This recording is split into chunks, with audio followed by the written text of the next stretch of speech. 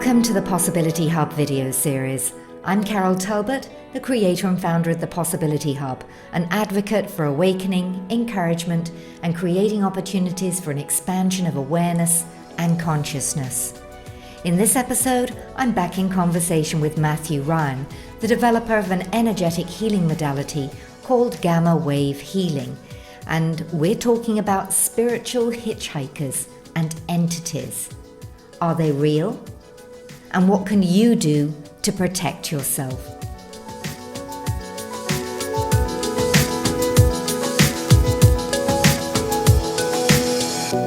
Hello again, Matthew. Delighted to see you again. And I know that you've been going through a week of cleansing, so to speak. So I thought today we should speak about spiritual cleansing and entities, because I'm sure with the work that you do, that you see people who feel that, you know, they're not just behaving as they normally would. They feel that something's at odds. And I know with a lot of the work that I do with Campbell in particular, it's about cleaning up negative energies, not just a physical cleanse, but a spiritual cleanse as well.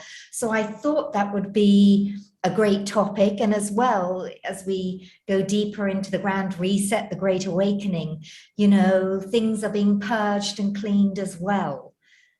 Absolutely.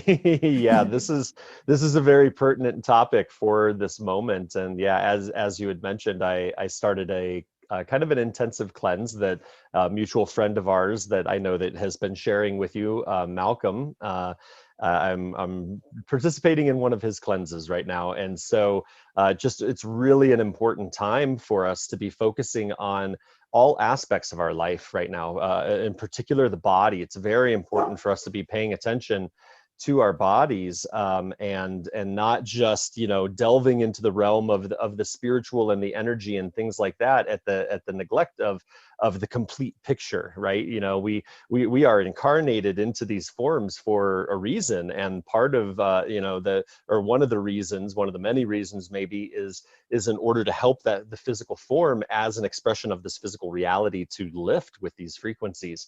And so this comes up, as you said, it comes up all the time in my work, where people are engaging with all these different energies that are coming on right now. And, as we mentioned before, when we discussed the solar energy, just looking at that as one vector of the ascension, that as these energies are coming in from the sun, they are literally bringing things up to the surface. And so sometimes these things that are being brought to the surface, are old wounds or trauma patterns, things like that. But they also, what can be brought to the surface would be the evidence of like energetic hitchhikers or different types of attachments that would be on our field, which are often going to correlate then to physical level situations where we have parasites or other types of infiltrations, the nanotechnology that we've mentioned before, complete infiltrations within our bodies. And so, I'm kind of taking the total systems approach right now for myself and, but then also with my clients. And so, yeah, this is a topic that I'm kind of constantly looking at in the work that I'm doing. And then as I see it in my life, my own life, my friends, my community, lots of things that are coming up right now that need to be released out of our field.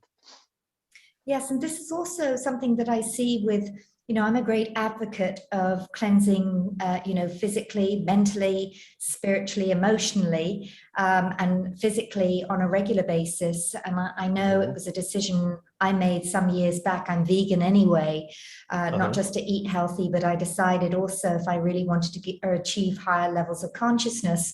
Well, I know some people are able to do that and still drink alcohol. I just thought it wasn't going to be for me.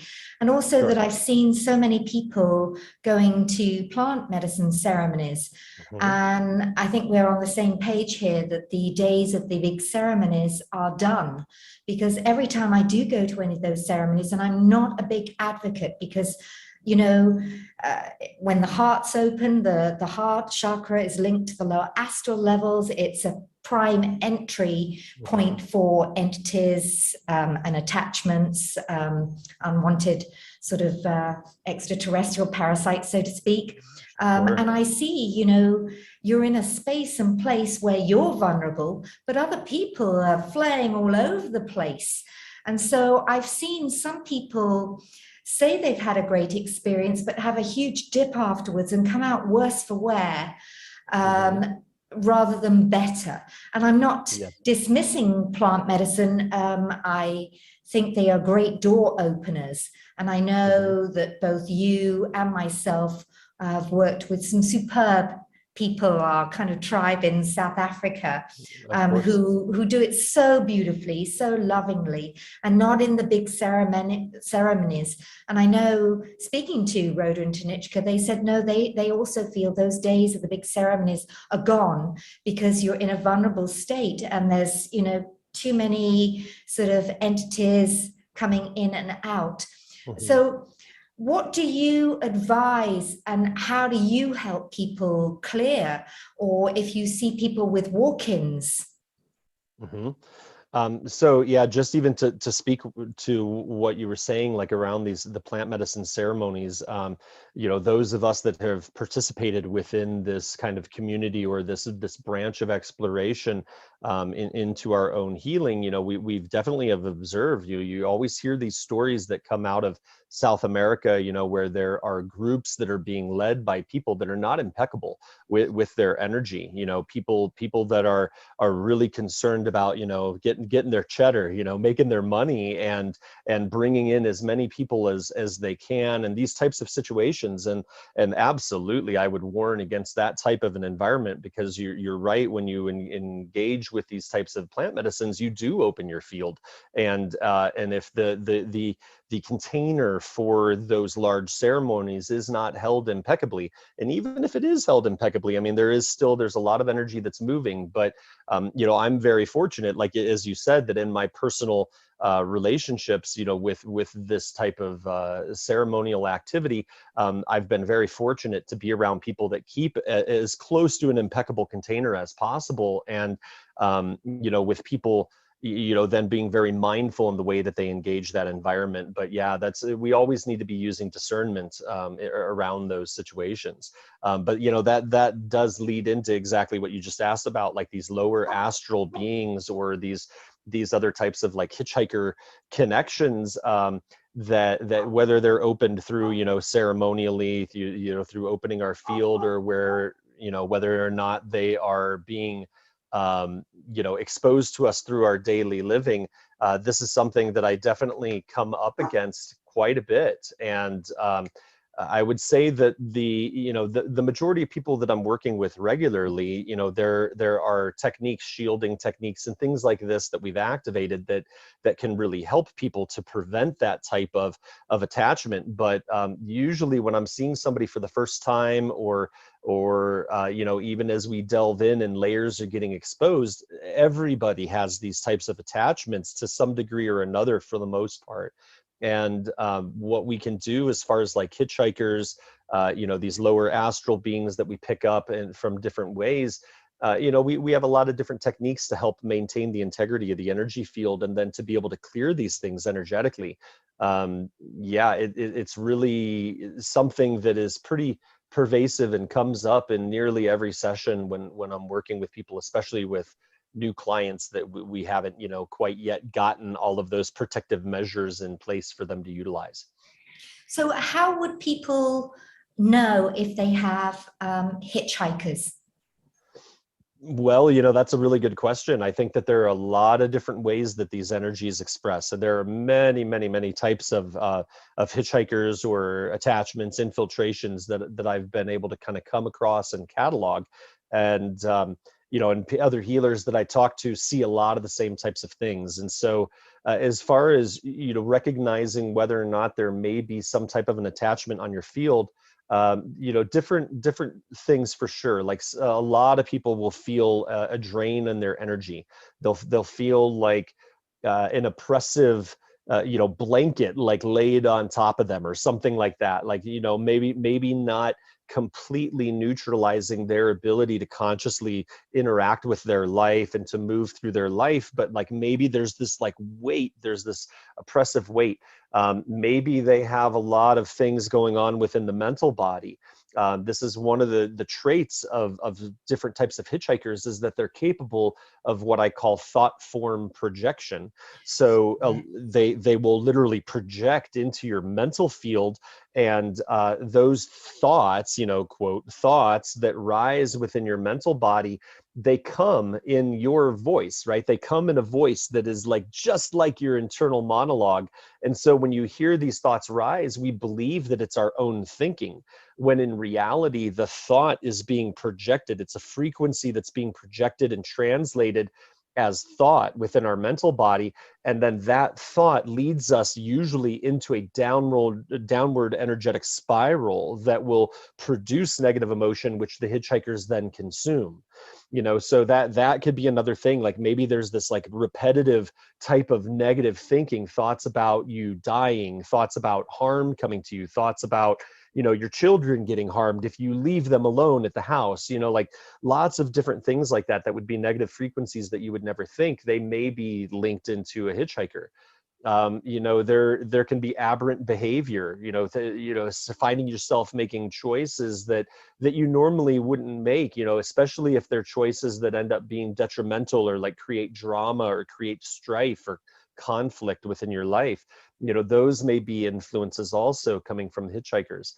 So there I could go on and on and on and on. Yes, there are many different ways. and I know last week we spoke very briefly. We touched on the archons and these, thought projections. And I know that's a whole other thing. Yeah, one form of thought is that they put their minds into our minds, so we don't have our own minds. We're not really clear of how we truly can think for ourselves. And if that was gone, we'd be like a blank slate of how do I now,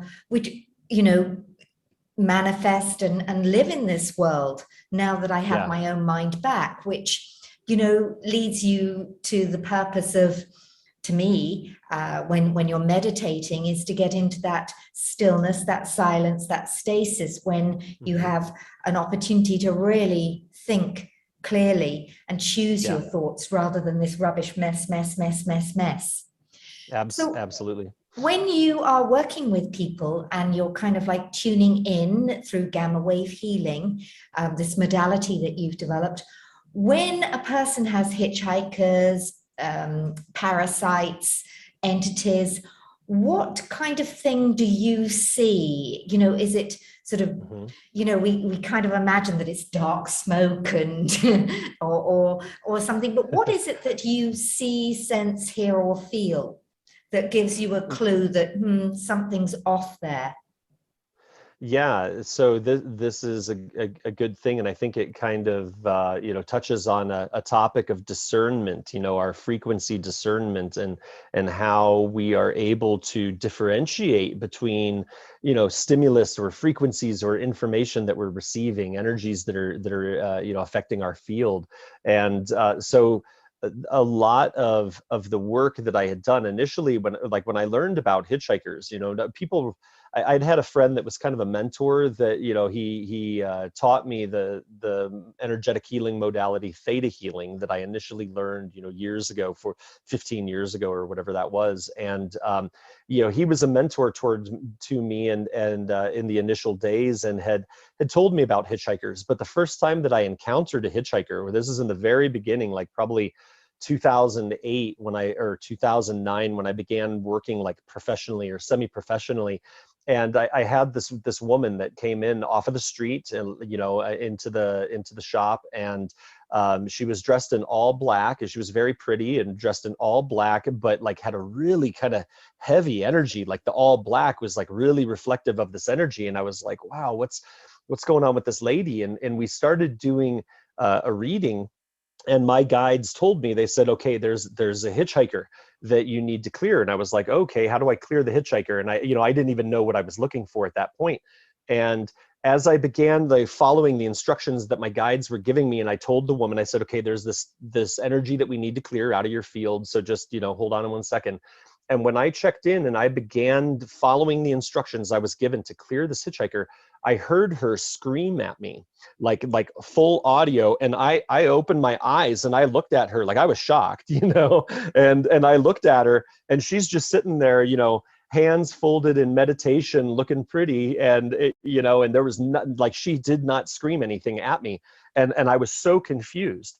And I checked back in and I started again, and immediately I heard her scream again, and I opened my eyes again and she's still sitting there with her eyes closed. And I thought, wait a second, what is going on here? And I checked in and I asked my guides, I said, what is going on? What's happening? And the guide said, the thing that you're trying to clear does not want to leave. And I was like, oh my goodness, no way. So that was when I learned about this thought form projection, because I literally heard her scream. And as I continued working to clear it and I just ignored it, the hitchhiker turned from screaming at me in anger to pleading with me. And I was like, oh, no, that ain't gonna work. And so once we cleared it, there was silence, that was like kind of the first real lesson that I ever had around these hitchhikers. And so over time, as I began to encounter more and more of these things, you begin to develop a frequency signature for this type of energetic infiltration. And so when I'm checking in with somebody and I do a scan, the first thing that we always do in the appointment when we begin working is we do what I call a hitchhiker clearing, which is kind of just a general scan of energy that at this point just kind of automatically happens. In the early days, I would go through individually. I would individually identify the things in their field and then clear them. Now it's like a blanket clearing, and pretty much everything that is not super impactful will get cleared. But then the main ones, like a big hitchhiker like that would like actually scream at me with like a thought form projection, those get identified kind of individually. And the presence of these energies, usually the thing that will clue me in that we're dealing with a hitchhiker is what I call interference. So the interference, every time that you're looking in and you begin to look through their energy body, and you get this feeling like, oh, I think that there's something attached in there. And then suddenly your thoughts, your focus gets redirected, right? It's like, for me, at least, this is how it shows up. Suddenly thoughts will come in about, oh yeah, wait, you need to pick up your son from school at 4 o'clock today. Don't forget. And then I'm like, wait a second, where is that thought coming from? That's not, why am I thinking about, is that me thinking? Oh no, that's not me. That's interference. And you can feel it within your like frequency discernment and the emotional guidance system. It's like almost like a static or like white noise, fuzzy feeling in your solar plexus that is combined with these redirected thoughts. And so in that moment, like I know, I'm like, okay, we're on to you. We can see what's going on, because these hitchhikers are conscious, and they, it's a different type of consciousness than ours, but they are aware. They are alive, even though they're non-physical. And they do not want to end their existence, attached to somebody's field a lot of times. So that you just kind of pay attention to those things that are usually the initial clue in that there's something going on, outside of the circumstances of the person's life. Like if they have something really intense happening, that may be also an indicator of a hitchhiker. But in a general sense, it usually starts with interference. Have you noticed that it can often be somebody who has passed over, a relative or a close friend who doesn't want to make that full transition, and so, continues to hold on to their son, their daughter, or whatever? Have you noticed that happening as well? I know that does happen. I don't come across that very often, and I don't really know entirely why, but it seems since the very beginning with me in this process that my guides have kind of prevented me from working in the role of a medium to be able to communicate with people that have crossed over. So I rarely, that rarely shows up in front of me. Normally we're dealing with other types of guides, but I think that from my experience and from what I've heard, when I talk to other healers, the attachment of somebody that has crossed over, that's probably more on the realm of the rare. It definitely happens, but I think that most of the things that I definitely encounter, and most of the things that other people would be encountering, would be more like these lower astral beings, or more like what I call like plasma infiltrations or plasma entities that are, they're kind of like moths drawn to the candle, you know, like, and we're the candle. We have an enormously powerful energy field. We don't even remotely understand how powerful we actually are. And it like magnetizes a lot of these energies towards us in order to, you know, some of them want to snuff out the light, but some of them are just like a moth being drawn to the candle. And so, you know, that, yeah, in my personal experience, I almost never come across people that have crossed over that are attached or lingering, but I know that other people for sure are handling that kind of work. Now, I know that there's many distortions in many of the dimensions. In fact, they say that anything below 11.5 dimensions has distortions in the field. So what's your take on where so many more people seem to be tapped in and connected to guides? And, you know, I must admit, when I listen to a lot of, not a lot now these days, actually barely any, when I listen to people who are channeling, quite frankly, most of it Yeah. doesn't sit well with me. I think it has too many interferences, too many of their own interpretations within it. Totally. There's very few what I call pure channels.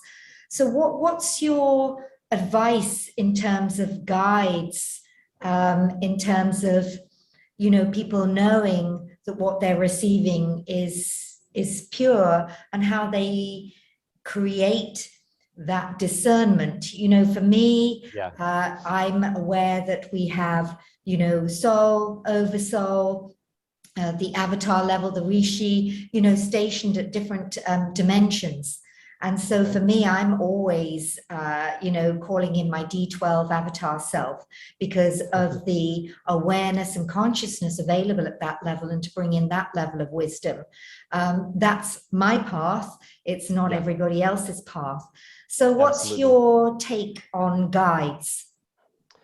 So yeah, this is a really good question, and a really important topic these days, because part of what's happening naturally as we move through this phase shift is we're moving, you know, the scale that I always use, I refer to kind of the consensus reality material world as the 3D, third density, right? And that the fourth density to me is more of this transitional thing that we're moving through right now, where there's more energy, there's more spectrum of frequency available to us, but there's still this anchoring and manifestation. But the fourth density also includes this astral realm, where a lot of these lower astral beings come out of. And then phase shifting into that 5D of the kind of more of a unity consciousness, unconditional universal love, etc. So when we're moving through this phase shift, one of the natural things that is occurring in this process is that we are opening up our ability to be able to communicate with non-physical realms, or with, you know, guides like, you know, Pleiadians or angels, or, you know, any of these number of guides. This is a very real thing. It's a very real ability that is innate to the human being. However, as we're moving through this process, you know, we're coming out of a world, and we're coming out of this density where really only a very small percentage, a select few of people have had these kind of natural abilities to communicate. And so the majority of people are now learning. Maybe they've believed in it, maybe they've had a couple of little experiences here and there, but they're opening their fields. So it's very important for us to have that kind of discernment about what is the source of the information we're connecting with. Just because you know, we can tune into something doesn't mean we need to listen to it, you know. And this is, I think you're exactly right. There is a lot of infiltration, whether it is knowingly infiltrated into these spiritual communities by, like, let's say some you know, military intelligence operation, or not military intelligence, but like an intelligence agency operation, or there's this like unconscious infiltration where people begin experiencing these types of communications, and maybe their ego is being stroked, you know. Like James Gilliland, he talks a lot about how he'll have people show up at the ranch, you know, talking to him, saying, oh yes, well, I am the Lord God commander of the 30th, you know, Universal Army. And you know, and there's no truth resonance at all in what they're saying, but this is information that they're clearly being given. And so that, that for myself and learning this process of discernment, it's again goes into that feeling center. So I believe, my understanding is that we, as divine sparks of the one prime creator, the universal life force that gives life to everything, God or whatever we want to call it, that we have that connection at all times, and that connection is going to be a frequency ultimately of love, or of like truth, like capital T, truth. When we venture away from that type of an alignment, we're going to have a frequency response within our field via the solar plexus, is usually where this is Yes, easily we talked discerned, about right? that. Yeah, and so that by using that solar plexus as like a navigational instrument that is either leading you, towards that joy and opening, or away from that, that's where we need to learn that discernment of is this information that's coming to me, that's coming through me, and that I'm recording my readings and I'm listening to it, like, where is the frequency? Is it inflating my ego, or is it something that is actually bringing a clear channel of information? And this is very important, because with this, all of this distortion that is going on, like you mentioned the archons, we maybe have talked about other types of negative ETs, these tall grays especially, or the reptilians or whatever. These groups are highly involved in manipulating our consciousness through these projections of thought forms. And sometimes when people are making an alignment into information, they're not actually talking to who they believe they're talking to. And that's not to say that everything is bad that's out there. For sure, there is authentic communication, absolutely, that is going on right now in a big way. But there's also a lot of I think a lot of distortion, where people are bringing through information that, I don't want to name names, but there are a lot of prominent people that are out there, that are bringing in information, that have created whole networks of people all over the world that follow their information. And yet when you check in on it, it's like, whoa, what's underneath this information, I don't want to align with in any way. So it's a very tricky situation right now, and it's very important. I was going to say very much guru mentality. And I know somebody sent me a very short video today, and I had actually questioned his integrity last year, of somebody who's very revered. And I won't mention names, I'd like to, but best not to. Or you get a barrage of, each their own. But basically, he was, promoting, and that's Wow. in a spiritual community, to be promoting that shouts that somebody's received a big fat check, because they've also been hobnobbing with a lot of Hollywood celebrities, and we know that Hollywood is filled with a lot of or lack of integrity. So I do think there's a lot of spiritual naivety about whether it's entities, archons, what's true, what's not, because we're looking for somebody else to find our truth. We look outside of ourselves to find love. We want somebody else to love us so that we don't have to love ourselves. We want somebody else to tell us what's going on, rather than reading, watching, doing our own research, or tapping in and finding out ourselves. And also in terms of spiritual cleansing, we don't want to give up the coffee, the alcohol, the smoking, the this. We want the quick fix. And so, that's where I see people going on these ceremonies or anything, and all these things for a quick fix, rather than really the integration and the integrity and the preparation. So right at the beginning, you said it's the discernment. And just because a big booming voice comes in and says, we're from the fifth, or we're from the eighth dimension, there's distortions there as much as there are here. They've been tampered with, we've been tampered with. So absolutely, let's look at what we can do ourselves to clean up. I know I have my own, I wouldn't call them rituals, but my own path of whether it's what I eat, what I watch, what I talk about, what I'm into, that keeps my field clean. And I always feel very blessed in terms of, being protected. What can people do? What are your suggestions, especially if you have done a clearing for people and then their energy field is clean? How are they going to maintain that and ensure that they don't get tampered with again? So, that what do you advise people? And last week we talked about, some simple in terms of your energy field, things like selenite, organites, things like that. What are some things that you give people to do that they can clear their own energy field with? Yeah, that's a great question. So when we finish and everything has been completed and their field is nice and stabilized, I usually receive information that is specific for them about guidance to how they should move forward, what they can expect over the next several days, things like that. But as far as the protection element of that goes, or maybe maintaining stability, not protection, like we don't. I sometimes unconsciously use the word protection, but when I'm like, well, what do I need to protect myself from? It's the integrity of our energy field. As long as you're maintaining that, then things are really good. So yes, there could be things like crystals, 100%. Even as I am sitting in my room here, where I have a home office, and I have 5 large selenite lamps. I've got one here right next to me.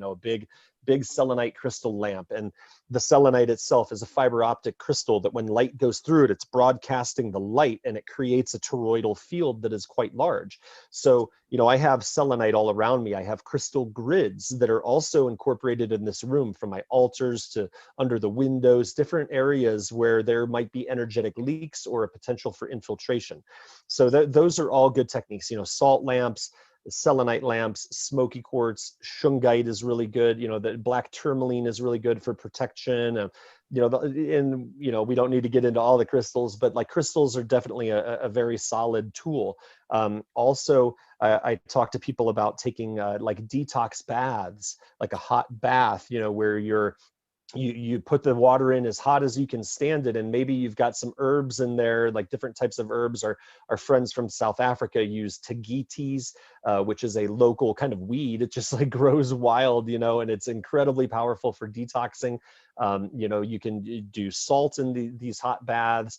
There are other things that you can do, like getting into the sunlight. This is something that's been coming through very strongly for me in recent months, where the sunlight itself that is coming in, if we make an attunement to the sunlight and you're consciously working with the sunlight will absolutely clear things out of your field.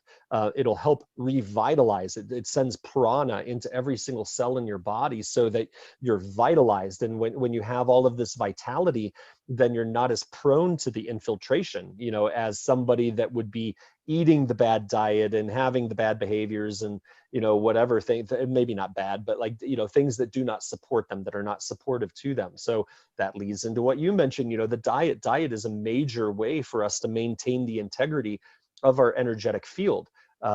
Things like alcohol, and like I drink alcohol occasionally, but it's very conscious when I do. There's other things within these kinds of behaviors of our life, from the diet to, like you said, smoking, these types of things. So being mindful around the frequencies that are coming into our field, that we are consciously taking into our bodies. A big thing that comes. Say it's about permission as well, because you either give permission to people to push your boundaries, so to speak, and the same for hitchhikers or entities. It's a sort of matter of like, no. Yeah, that I think that's a big thing, that permission or holding boundaries when we make choices. That if you're living your life very consciously and you understand, okay, yeah, like I'm going to have a glass of wine tonight with dinner at the restaurant, that's a conscious choice, and you understand what you're doing, and you're creating a kind of an energetic boundary. But if you allow yourself to indulge, or you allow yourself to engage in connection with other people where the boundaries aren't being honored and you're feeling that energy like encroaching, you're beginning to feel pressure, you're beginning to feel that like anxious feeling that like rises up within you, those are indicators that perhaps your field isn't quite very stable in that moment. Maybe you do need to extend that boundary out. Maybe you do need to evaluate some of the choices or the diet that you're consuming, or the types of people that are engaging with you. So I think that those are all very important topics of how to maintain your energetic integrity. Thank you. And I just want to let people know that with Malcolm Sliper, we're doing a detox series. So there's a couple of videos on my channel on his simple 3-pillar method that they may want to check out as well, so that they can get the physical side sorted. And I know one of the ways that I was looking to expand my consciousness, unfortunately, got cancelled. I was due on a darkroom retreat with breatharian or source-fed Jasmine. She's probably one of the most famous breatharians around, been a breatharian for over 30 years. So during that 9 days, you're completely in the pitch dark, and you're not taking in any food. You can have water, and certain people may have juices if they wish. But to me, that was also, to be light, physically, mentally, emotionally, and spiritually, and in the dark, because that activates certain chemicals within you. Sadly, that was last year, and it got cancelled a week before I could fly. And it still hasn't been rescheduled. And I'm hopeful that it will be, because I know that'll propel me to another expansion of consciousness for sure. And in all these things, it's about, keeping your integrity, as we've said. And if you feel that there's something off, then certainly finding somebody like yourself, Matthew, and this is exactly where gamma wave healing can heal up any hitchhikers, entities, things that shouldn't be there, and also any patterns that are blocking people, and open them up really to new levels of consciousness. So thank you for the amazing work that you continue to do. Thank you. Well, thank you. I'm grateful for the opportunities, and there seem to be a lot of opportunities these days. So blessings to all of us in this experience. Well, thank you, and I look forward to speaking with you again next week. Thank you. Great. Thank you, Carol.